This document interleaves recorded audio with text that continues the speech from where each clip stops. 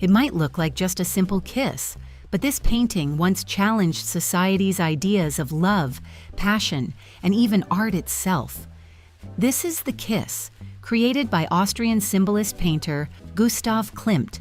He painted it between 1907 and 1908, at the very height of his golden period, the time when his career and creativity were shining brightest. Using oil paint layered with gold, silver, and platinum, Klimt captured two lovers locked in a timeless embrace, their bodies wrapped in dazzling, patterned robes that shimmer against a glowing golden background. Look closer, and the details tell their own story. The kiss portrays a couple in an intimate embrace at the edge of a flowering meadow against a flat, glowing field of gold. The composition stands out for the way it mixes realistic detail with decorative design.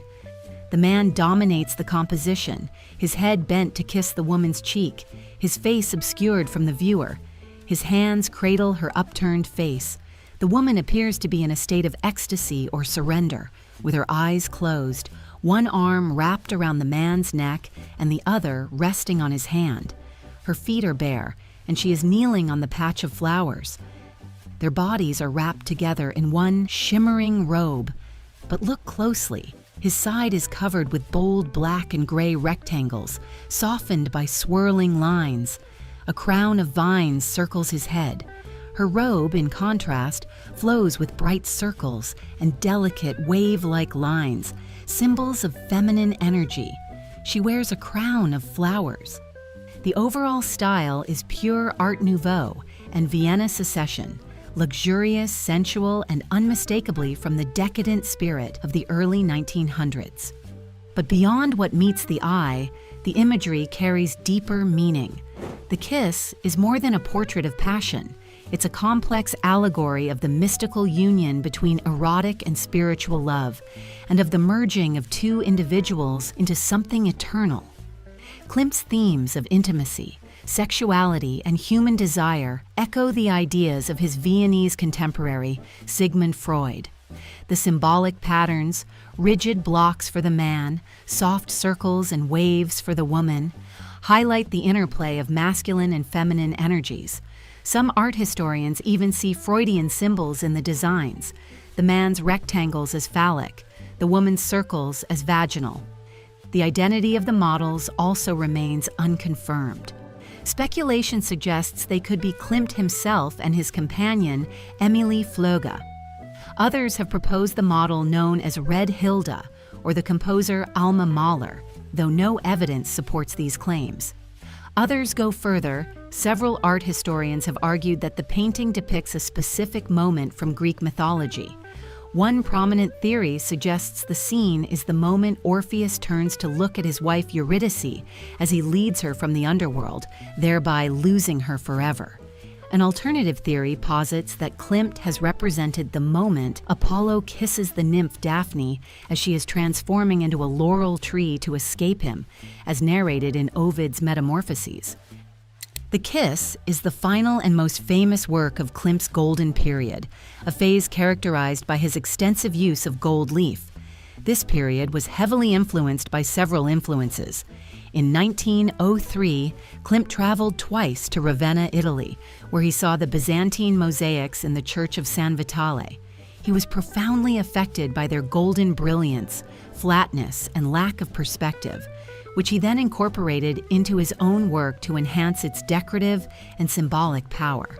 Some contemporaries considered his use of a material traditionally reserved for sacred art to be sacrilegious. But the kiss was also created in the shadow of scandal. In the first decade of the 20th century, Klimt was commissioned to create 3 large ceiling paintings representing philosophy, medicine, and jurisprudence for the Great Hall of the University of Vienna. When the works were unveiled, the reaction was explosive. The paintings featured nude figures in bold allegories, and critics called them pornographic, perverse, even obscene. The explicit nudity, especially the depiction of pubic hair, shocked the conservative public and destroyed his relationship with the academic establishment. The controversy made Klimt seem like a rebellious artist with anti-authoritarian views. In response to the criticism, he famously wrote, "If you cannot please everyone with your deeds and your art, please a few."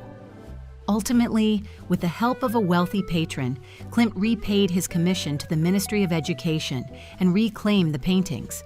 This experience led to a period of artistic self-doubt. Some historians suggest that the fully robed figures in the kiss may represent a direct, though still sensual response to the scandal caused by the nudity in his university paintings. However, unlike the Vienna ceiling paintings, the kiss was met with enthusiastic approval upon its first public exhibition in 1908 at the Kunstschau in Vienna. When the kiss first went on display, it was an instant sensation.